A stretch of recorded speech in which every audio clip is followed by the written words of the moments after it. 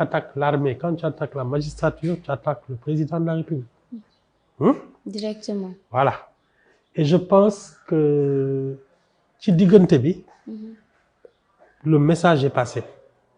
Ah bon? Ousmane Sonko. xam nga déjà dafa ne woon day jël vacances. ba keroog nu mu tudd le bureau politique là de Pastef. dem ci président bi naan nii ñu naan déet Ousmane Sonko est revenu reprendre son travail. Je pense qu'il y a eu un message qui est passé. D'ailleurs foofu wax na leen fa ay yóbbante nee na leen le premier ministre doit respecter les institutions du pays. Le message est passé. Ah ki doon kii di tëkku ba kii ak yooyu. C'est pas ce qu'on a vu hier. On a vu que à l'Assemblée nationale sargal na les forces de défense et de sécurité. Je te dis le message est passé. La République. Leçon sûre quoi. Ah ku xamul dara mooy tëkku ay armée ak ay magistrat. donc Ousmane. donc Sonko c'était normal mu mu andi jàmm démb. Non, je te dis, l'armée et la magistrature, ce sont de vrais pouvoirs. Du ay waxantu. Léegi nag ku leen di tëkku daal sa affaire la. Gis nañ ne aussi le président Bassirou Diomaye Faye recevoir na l'UMS, l'Union des magistrats. Il a reçu la présidente du Conseil constitutionnel. Voilà. Dama ne la l'État sénégalais c'est pas de la rigolade. ñàkk koo xam. moo tax nga ngay tëkku ci sénégalais nii. oui ku ñuy jóg sa kaw c'est une machine à broyer. c'est vite fait bien sûr. Donc le premier ministre a retenu la leçon. moo xam de. En tout cas le discours a changé. xam nga l'État sénégalais. Oui. Pour te dire son pouvoir. La machine sénégalaise. En 1962. Oui. Mamadou Dia était le chef du gouvernement et moom il était élu au même titre que Senghor. C'était pas quelqu'un qu'on avait nommé. Senghor, Assemblée nationale, député yi ñoo dajaloo fal ko président de la République. Même député yi le lendemain ñoo dajaloo fal président Mamadou Dia président du Conseil des ministres. xam nga kon ñoo bokkoon légitimité. Bi affaire bi jaxasoo ils l'ont broyé l'État. État sénégalais moo mel noonu suñu jógee sa kaw. wax jee bare rek. Donc même mën nañ bàyyi menaces di jàll yëpp. Mais un jour bu ñu jógee rek. tu vas sentir que suñu décidé jóg sa kaw. Oui. Oula. Pourtant Ousmane Sonko kenn waru ko wax loolu. Ah bon lu tax. jëlee nañ ko ci yoonu Koungheul bi ne ko cafe teg këram wër kiyam pendant 40 jours même ses avocats avaient des problèmes pour le rencontrer.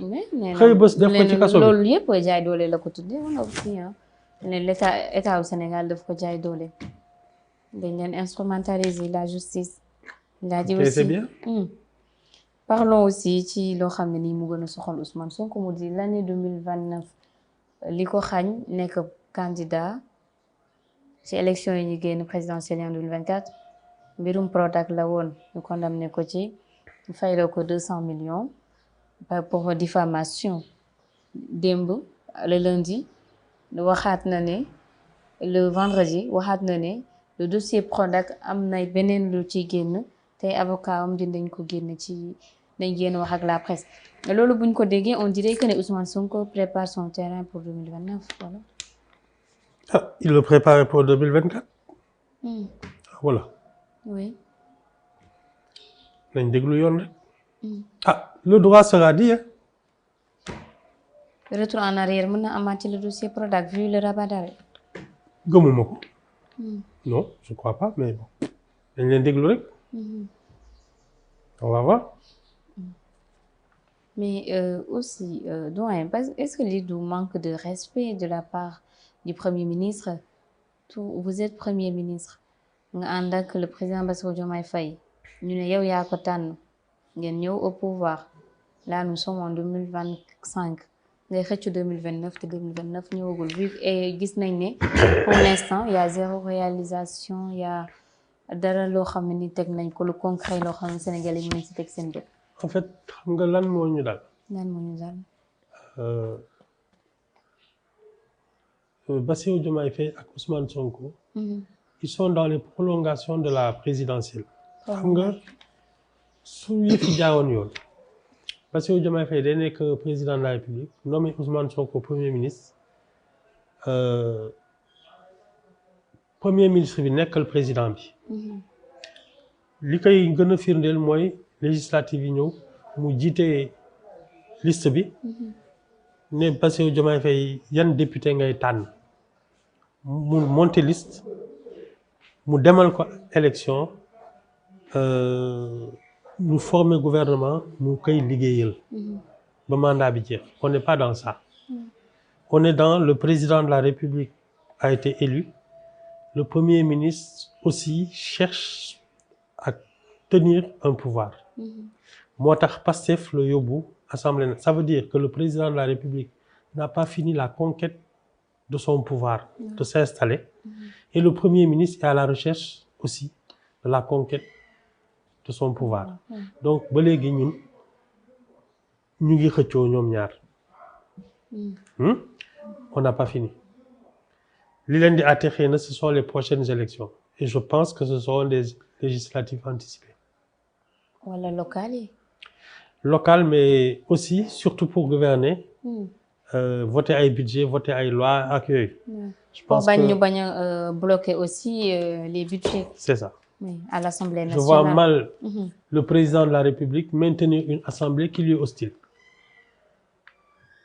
Surtout vu que ne député yi nee nañ ko même bu la Ousmane tooñee dañuy naan yow yaa tooñ Ousmane. Mais c'est extraordinaire. On est encore dans les prolongations de la présidentielle. 2029. Non 2024 oui. 2024 après les prolongations oui. J'ai compris. ñu ñëw ci leneen mu di son voyage à Abu Dhabi. Le Premier ministre est parti à Abu Dhabi nee na financement la fa wuti woon et fii ak ay bés financement bi dina teew mais dafa am leneen lu mu wax mu di nee na foofu mu demoon am na benn kilifa bu ko ne mbaa li dal sous région bi du leen dal yéen suñu demee ba ñi nekk ci yeneen dëkk yi jàpp ne peut-être coup d'état wala tentative mun na am fii ci réew mi ndax jotul ñu xoolaat bu baax a baax doxalin bu état bi. non là man je suis